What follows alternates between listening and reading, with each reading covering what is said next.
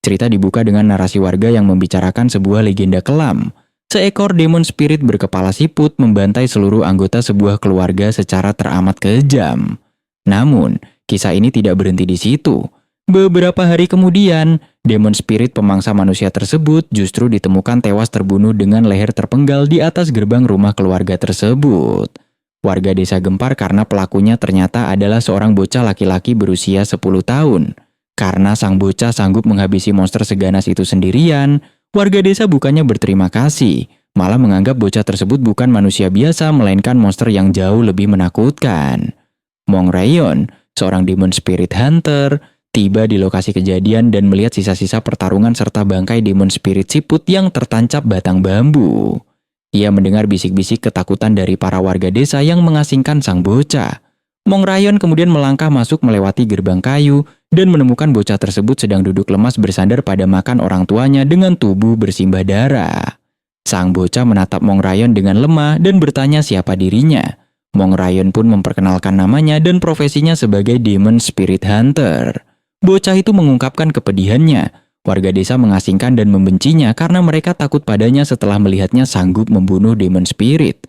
Tanpa rasa takut atau prasangka, Mong Ryan duduk santai di sebelah bocah berdarah itu dan memintanya menceritakan detail kejadian saat ia bertarung melawan demon spirit tersebut. Melalui kilas balik, terungkap bagaimana pertarungan dahsyat itu terjadi. Bocah itu bersembunyi di dalam celah sempit sambil menyaksikan keluarganya dibantai oleh demon spirit siput. Bukannya lari, bocah itu justru dengan tenang melacak demon spirit tersebut kembali ke sarangnya.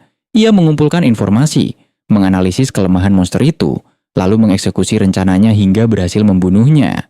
Kejeniusan yang mengerikan.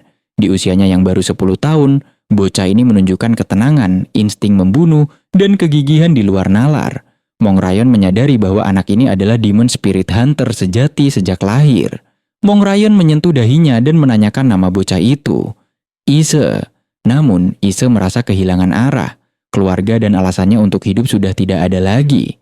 Mong Ryan meninggalkannya dengan peringatan agar Ise tidak mati konyol di tempat terisolasi tersebut dan memberinya dorongan untuk mencari alasan hidup baru. Setelah pergi dari tempat Ise, Mong Ryan mendatangi kerumunan warga dan para tetua desa yang sibuk mengutuk Ise.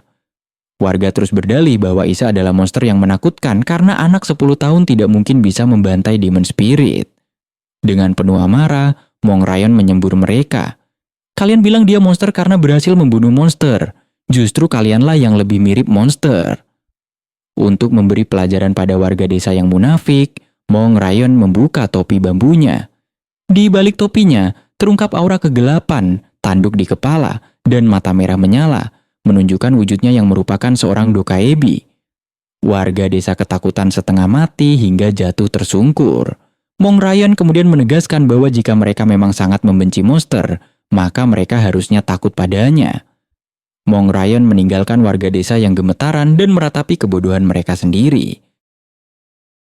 Terprovokasi oleh rasa takut dan kebencian yang buta, warga desa yang membenci Ise memutuskan untuk mengambil tindakan sendiri. Dipimpin oleh ambisi gila mereka, warga membawa obor dan melontarkan kebencian. Bakar! Bakar rumahnya! Bakar sampai habis! Jangan biarkan monster itu tinggal di desa kita. Mereka melemparkan obor dan membakar habis sisa-sisa rumah serta tempat perlindungan Ise. Dalam kegilaan mereka, serangan api dari warga tersebut membakar dan memicu kemunculan aura iblis demon spirit baru yang bersembunyi. Serangan energi ungu hitam yang dahsyat meledak dan menghantam Ise hingga ia terlempar jatuh dan terhempas ke tanah. Sambil terbaring bersimbah darah di tanah yang terbakar, Ise menyadari kenyataan yang teramat kelam. Ia mengira setelah keluarganya tewas dihabisi oleh demon spirit siput, ia sudah tidak punya apa-apa lagi untuk kehilangan. Namun melihat para warga desa yang tertawa kesetanan dan berubah menjadi monster yang membakar habis tempat tinggal, serta kenangan keluarganya, Ise menyadari bahwa manusia pun bisa menjadi hal yang merenggut segalanya dari dirinya. Kata-kata Mong Ryan sebelumnya kembali bergema di kepala Ise. Kau pikir semuanya bakal impas hanya dengan menggantung kepalanya? Atau kau menganggap semuanya sudah cukup? Ise yang tadinya pasrah dan kehilangan tujuan hidup, kini mencengkeram erat senjatanya dengan mata menyala-nyala penuh amarah.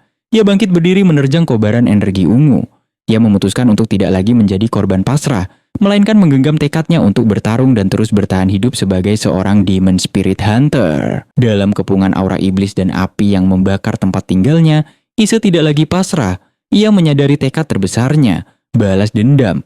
Dengan mata bersinar penuh amarah, Ise bersumpah dalam hatinya bahwa hidupnya tidak akan berakhir sampai seluruh Demon Spirit yang ada di muka bumi musnah tanpa sisa.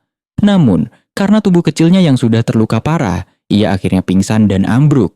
Tangan Mong Rayon dengan cepat menangkap tubuh bocah tersebut sebelum menyentuh tanah. Mong Rayon terkesima melihat tekad membara dari Ise. Di usianya yang masih 10 tahun, bocah ini sama sekali tidak gentar menghadapi Demon Spirit. Tanpa membuang waktu, Mong Rayon yang menggendong Ise langsung mengamuk melancarkan serangan dahsyat ke arah Demon Spirit yang bangkit dari pembakaran desa. Hanya dengan satu gempuran aura yang luar biasa kuat, Mong Rayon menghancurkan dan membantai monster tersebut hingga tak tersisa. Setelah situasi tenang dan api mulai meredup, Mong Rayon menatap Ise yang pingsan di pelukannya. Mong Rayon mengakui kehebatan dan potensi tak terbatas dalam diri anak ini untuk menjadi seorang Demon Spirit Hunter yang legendaris. Mong Rayon menggendong Ise di punggungnya dan berjalan melangkah keluar melewati gerbang desa yang terbakar menuju arah matahari terbit. Ditutup dengan janji manis Mong Rayon, "Aku akan merawatmu."